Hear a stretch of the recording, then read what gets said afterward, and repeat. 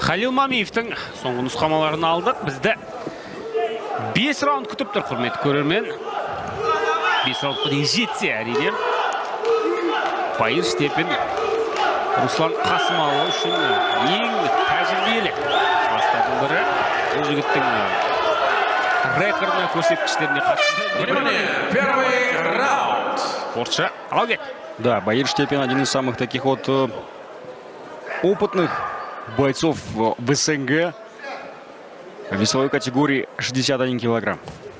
Руслан Қасымалы, новоиспеченный чемпион, действующий чемпион, непобежденный чемпион, самое главное. Undefeated and undisputed. Лоу-кик алмасудан бастады. Калф-кикинг алдымен Қасымалының жасағаны. Бірден өзінің не көздеген, қандай жоспармен шыққанын көрсетіп қойды. Қарсыластың міне екі калф-киктің кесіп көрмейді. Байыр Штепин. Бірден солақай болып шыға келді Штепин.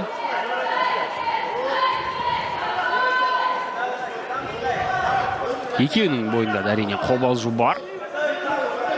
Екі ауыр соққыдан кейін барлығы дәрекке Калф-кик. Тек қана аяқпен соққылар әзірше біздің көріп отырғанымыз. Бұл титулды айқас. Жекпе-жекте әрине қателіктің құны өте жоғары. Да, к тому же здесь уровень, общий уровень, бойцовский уровень очень высокий. Никто не будет просто так совершать ошибок. Соңғы жекпе-жегінде Қасымалы онымен соққылар біраз ауырлағанын көрсетті. Да, здорово он потряс, конечно. Анар Азизли. Сені мартып тұрғанда шығар. Здесь стоит отметить, что Штепин-то не Азизли. Байыр-то не Анар, поэтому то, что проходило против Азизли, возможно, не пройдет против Байыра Штепина.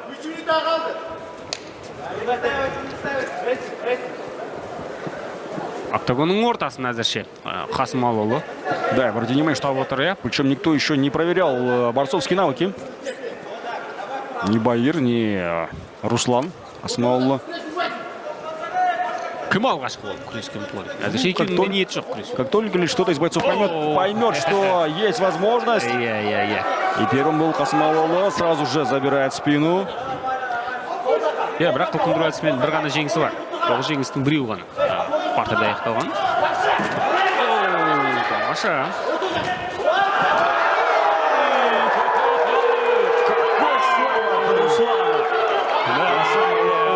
Шынымен де тамаша слэм. Сондай бір керемет эффектісі болған жоқ слэмнің, бірақ өте әдемі көрінді. Понятное дело, что слэмы в целом, они с точки зрения эффектности и эффективности, это разные вещи. Нет, это было эффектно, но было ли это эффективно, сейчас узнаем. Удастся ли ему закрепиться в позиции выигрышной. Позицияны ұстап қала алмады, қазір жабық гард позициясы. Бұл жерде енді Қасымалыда басымдылық бар, бірақ енді бұрынғыдай емес. Мына жерде біраз кедергі келтіре алады Байыр Штепин.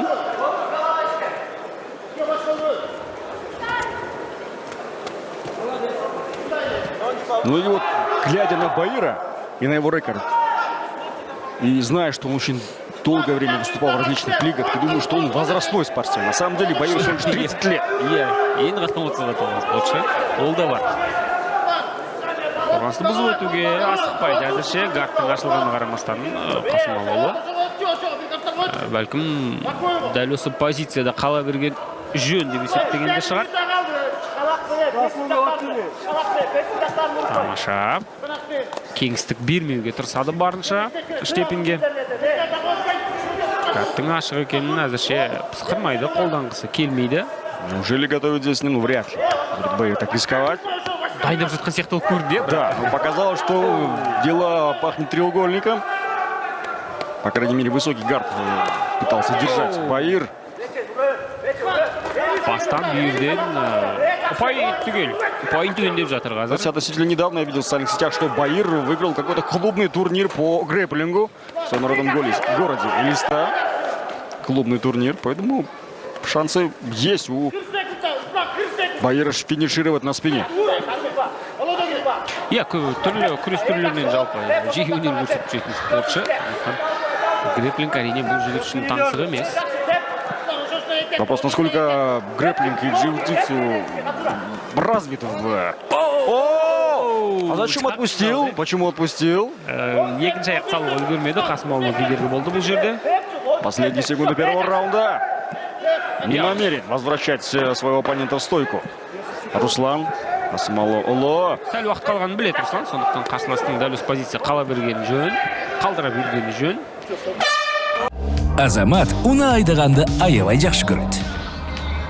Ал дайыма үйіне бара жатып, жеке автоуна туралы қиялданады.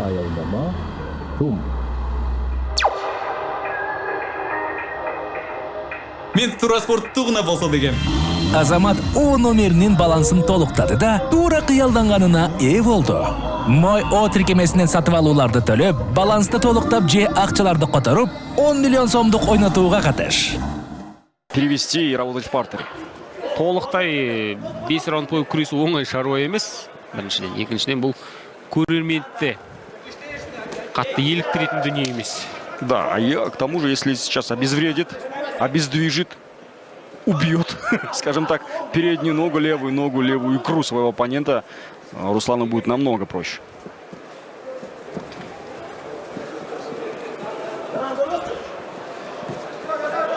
Міне, шабуыл жасамаса төніп тұрады, қарашы. Қасымалы, тактикасы енді шамамен түсінікті, клинч, тор, тейкдаун, партерде қалағалы. Текінің қарымта шабуыл. Әзірше бұл жерде болмайды әрине тейкдаун. Қолтықтың астына салып алған қолды. Қасымалы позиция, қолдың позициясы үшін күрес ең алдымен бұл жерде. Маша разворачивает своего оппонента. Если с плана на бой, если с геймпланом на поединок с Руслана Қасымалы более-менее все очевидно и понятно, то вот с Баиром пока что я не могу представить, что именно избрали.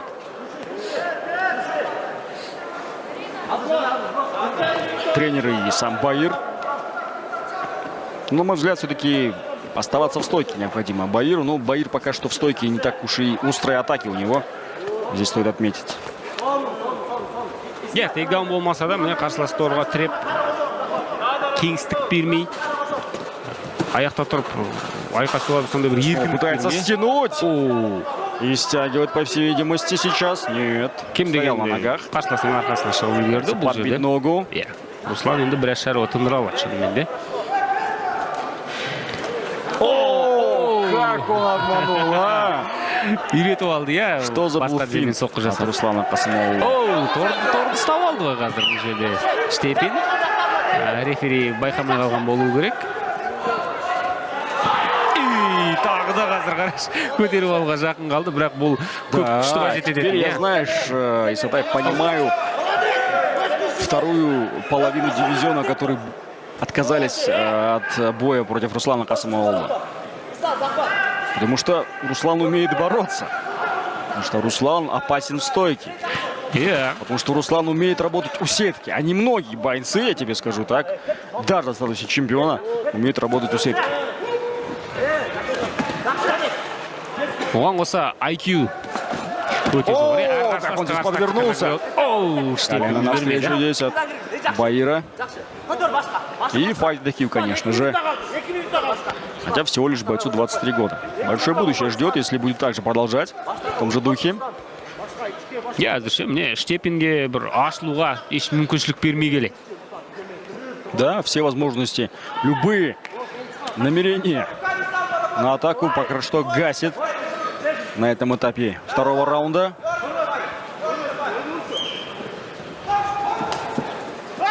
Лоу-кик. Штепин отвечает. Міне осы жерде енді Штепин қосылу керек қой, бірақ Да. қаншама Посмелее бы поработал Баир, я думаю, что получилось бы много. И он более массивный, скажем так, для этой весовой категории. У него больше размах рук, даже видно сейчас. Қарсыласына бір кеңістік беріп қойып жүріп алған Қасымалы ұлына осы керек міне.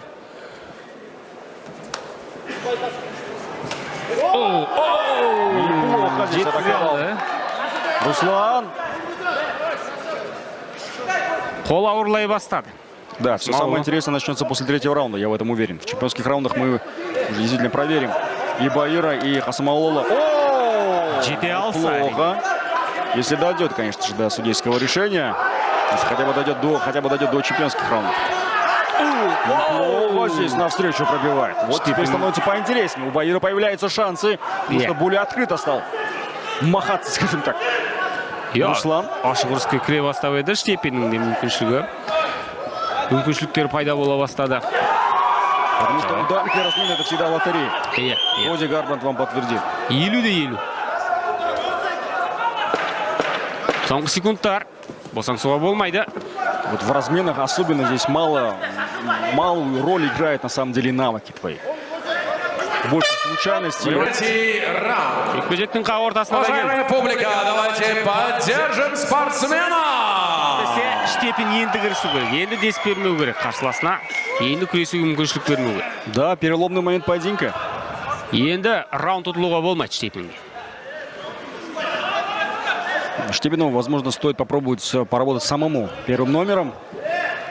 Отдает он пространство в октагоне, и из-за этого ему приходится постоянно работать от спины сетки. Енді бұл талай жылдар бойы қалыптасқан стиль Штепиннің. Бұған қарсы ештеңе істей алмайсың енді. Бой үйретіп бағана. Зубых проблем оформляет перевод в партер. Даже на тейкдаун. Слабо было похоже. Сразу же отключил ноги. Я так понимаю, что всю часть третьего раунда мы... Әр раунд сайын ерте күресе бастады. Бірінші раундтың ортасында күрестім, екінші раундтың сәл басында жүре тұрып күресіп кетті, үшінші раундта бірден күреске басталды. Вернулся в стойку, но неполноценно все еще Баир.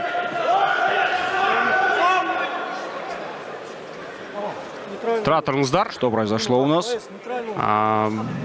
Коленом неужели пробили? Зе бастан тиген екен. Вот чего-чего, вот этого не хотелось бы, конечно же, сейчас, прямо сейчас. Жоқ, қолы көтерілді ғой. Қараңыздар, қазір соққы жасалған кезде қолы көтерілді. Жерге тиген жоқ қолы. Здесь необходимо глянуть повтор. Видео қайталау барысында бұл бірден көрдік. Здесь судейский корпус должен принять решение. Ну, я так понимаю, что поединок будет продолжаться дальше. Штепинде ары қарай жалғастыруға дайын.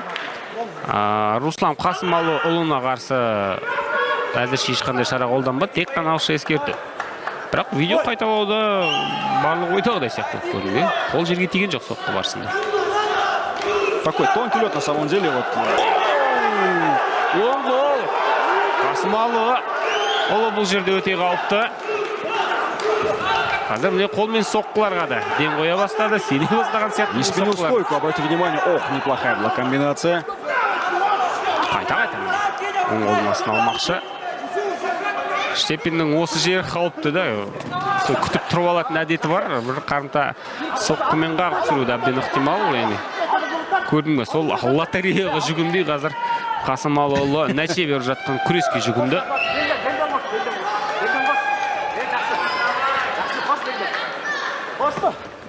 Тамаша. Дзе бар, бірақ бұл позицияда ауыр соққы жасау өте қиын.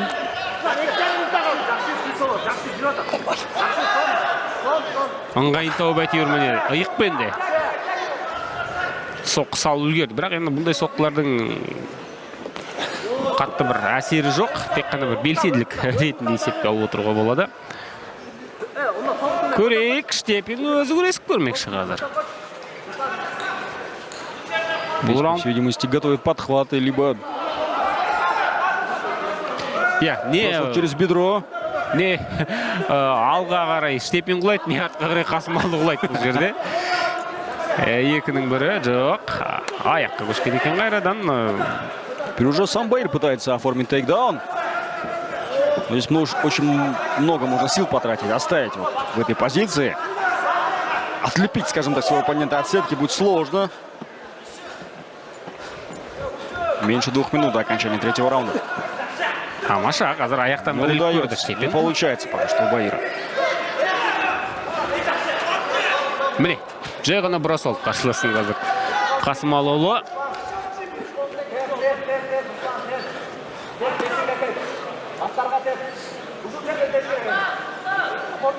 Және белсенділік жоқ. Бұл раундта сәл қарқынды төмендетіп тынығып алайын деп шешкенде шығар. На выходе. Ишпах пропускает удар. Ереже бұзу бойынша есеп 1-1 дейік жарайды, иә? Қасымалыұлы ары қарай жекпе-жекті.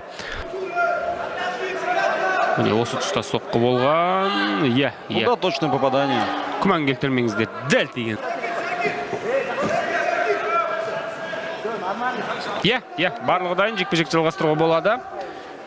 Үшінші раундтың аяқталуына да көп уақыт қалған жоқ.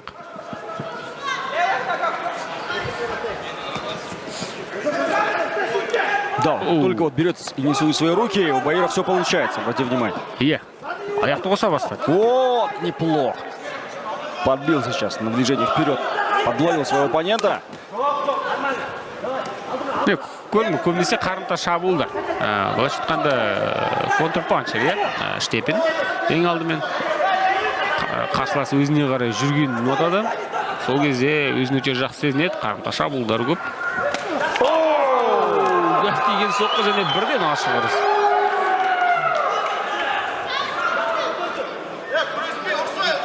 Иә, үшінші раундқа қарай шынымен де шаршай бастаған сияқты, иә? Руслан Қасымалыұлы.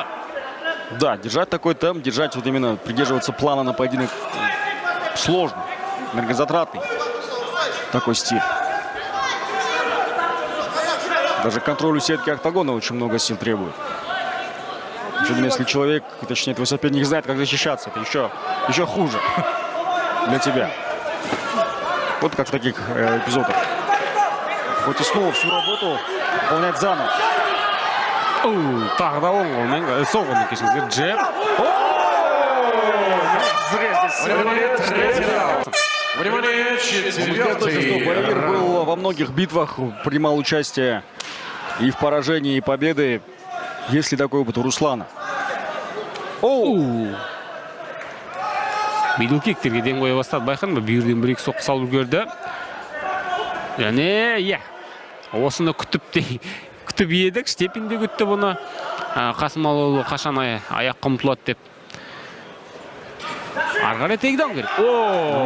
Тейкдаун, да, пошел в одну сторону, перевел в другую. Провел тейкдаун, вывел из равновесия, скажем так. Позиция алуға асықпайды. Бэкмаунттың бұл жерде қажеті жоқ. Қарсылас аяқта тұрғаннан кейін әрине позиция жасауға асықпау керек.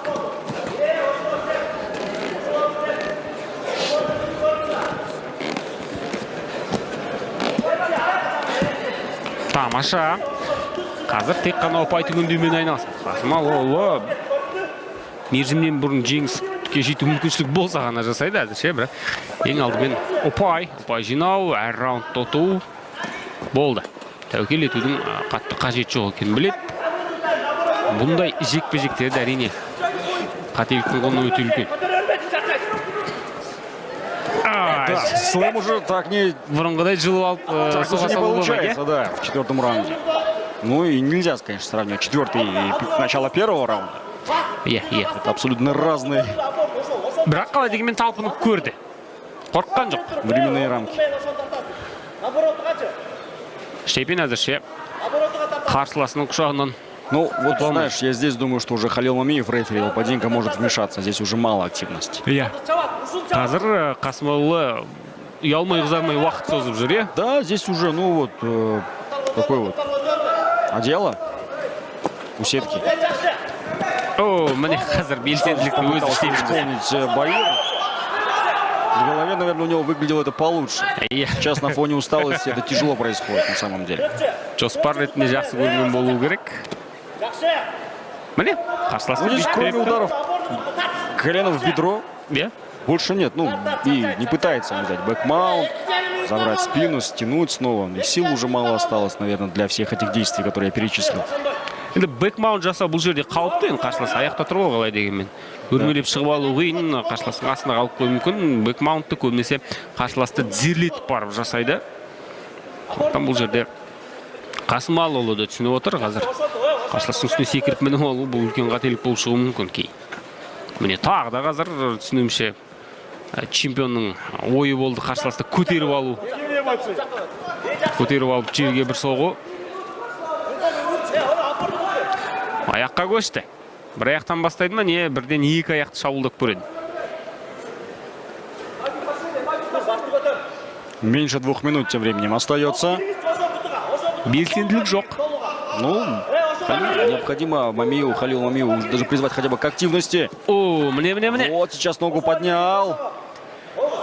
Қазір шама тек қана қарсыласты бүйтіп ұстап тұруға ғана жететін сияқты, иә? Қасымалыұлы бұл раундта бірде бір нәтижелі тігіп Ну, это, безусловно, самый долгий поединок, как минимум, уже для Руслана Касымалыұлы на этом этапе карьеры. Как минимум, уже. Был ли он тяжелый? Ну, покажет, конечно же, время. Будет ли самым тяжелым, точнее, боем в карьере. Штепин әлдеқайда жинақы көрінеді, тың көрінеді ең бастысы, бірақ бір қарсыласына бата алмай жүрген сияқты кейбір сәттерде. Тәуекелге бел буып шабуылдаудың. Ну, мы здесь забываем, конечно же, когда говорим, что Штепину нужно самому атаковать. Штепин все-таки боец действительно вот категории, который работает от действий соперника. То есть работает вторым номером. Здесь и особо и сам Руслан Касымалыұлы не так часто атакует именно в стойке.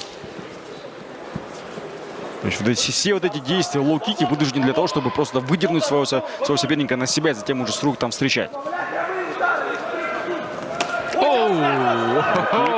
Была на месте у Штепина. Иә, күтпеген жерден салып жібермекші ойы болды. Касымалыұлының, бірақ Штепинді дер кезде көріп қалды. Соңғы секундтар. 4-ші раундтың аяқталуына да аз уақыт қалды. Вот этот раунд точно уже за чемпионом. Міне осы жерде қысын көрсету керек, бірақ тағы да Штепин қарсыласынан бата алмады. Пытается колено в прыжке достать. Здесь уже пошли. Четвертый раунд завершен. Штепин үшін соңғы 5 минут. Пятый. Заключительный Жеңіске раунд. жетудің амалын дәл осы 5 минутта табу керек. Басымдылық ұпай саны бойынша әрине чемпионның жағында. Міне, бұны түсінген Штепин бірден тәуекел етіп алға ұмтылды. Бұлай бұрын соңында қыстырған көрген жоқпыз, иә, Штепиннің қарсыласын. Міне дәл осы раунд. Касымалыұлы да қарсы емес екенін көрсетті соққы алмасудан, және міне қарсыласты тағы да партерге тартып алды. Сол сценарий қайталанып отыр. Раундтың басында біраз мүмкіншілік берді соққы жасауға, бірақ міне кейін аяқта тұрып айқасудың қауіпті екенін түсінеді. Аяқта тұрып соққы алмаса, онда шынымен де жағдай теңесе түседі. Касымалыұлы белсенді ол керек. Әзірше ауызша ескертуін берді. Рефери Халил Мамиев белсенді болыңдар деп ауызша ескертуін берді. Енді шара қолдану ықтимал, иә. Енді шара қолданғанда қалай ортаға шақырады. Мыналарың жарамайды деп. Ала, Касымалыұлы қолдан келген барлығын жасап жатыр. Повтор у нас предыдущих раундов, я так понимаю. Не стал что-то новое придумывать Руслан Касымалыұлы. Все-таки хотелось бы ему после окончания боя услышать end still. Торды ұстауға жақын қалды. Тамаша. Тейкдаун және бірден позиция. Бұл Касымалыұлының күрес деңгейін бірден көрсететін дүние. Оған дейінгі де бірнеше мәрте көрген боласыздар. Қарсыласы құлатқаннан кейін бірден ұтымды позицияға ие болып жатты. Тейкдаунның қарсыласы құлатудың басты мақсаты осы. Жай ғана құлата салу емес, ал құлатқаннан кейін ұтымды бір шабуылдайтын позицияға ие болу. Міне, тыпыр-тыпыр етіп Штепин аяққа тұрып үлгерді. Неплохо вернулся в стойку, но опять-таки Руслан снова пытается. Екі тізені қосады, не бір аяқтан шабуылдайды.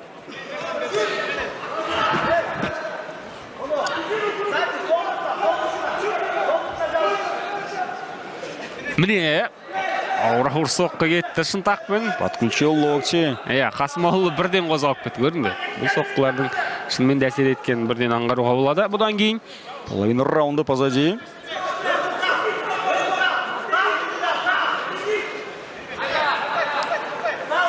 О, Касымалыұлы өз кезінде Штепинге өзі. Баир, вот чего от этого я не ожидал. Ну, вряд ли удастся вот что-то из этого за 2 минуты сотворить, скажем так. Қазір енді қорғанатын адамның позициясында Касымалыұлы. Да, только лишь на бумаге можно выиграть, наверное, вот 5-й раунд за счет вот этого момента. Ну, даже этого будет недостаточно. Штепин тейкдаун жасағанымен, бірақ ары қарай әзірше Да, шабуылдауында в этом абсолютно нет никакого смысла, на самом деле. Вот этого контроля у сетки, вот этого всего в 5-м раунде абсолютно нет никакого. Штепин Осталось керісінше буквально минута. қарсыласына уақыт беріп жатыр, Разорвать нужно, и здесь нужно в стойке поработать. Да, вот теперь шанс есть. Вот, неплохо справа попадает Баир. Ығыстыру керек, На шабуылдау керек. прыжке, ногой ударом, ногой с разворота. Касымалыұлы қазір күреседі, ұзақ жүрмейді бұл жерде. Необходим риск, иначе шансов, ну, практически нет. Штепиннің қаншалықты қауіпті екенін біледі бұл жерде. Джеб дәл тиген. Бірақ күреске ұмтылмады бір қызығы. Тамаша. Касымалыұлының күреспей жүрген ударом. Дәл соққыны көрдік қазір. Міне. Осыны күтіп еді. Қашан Руслан тейкдаун жасайды. Қазір тағы да қарсыласты тіреу торға. Земин жамбастан соққы. Уақыт ұтып алу. Штепин кіммен сөйлесіп жатыр ана жақта? Я так понимаю, президентом люди. Олай болып шығуы әбден мүмкін. Я примерно даже понимаю, что Баир будет говорить, что я хотел драться, он боролся. Не дал раскрыться Баиру. Никто не хочет, чтобы ты разокрывался. Потому что все знают, что ты опасен. Этот поединок за...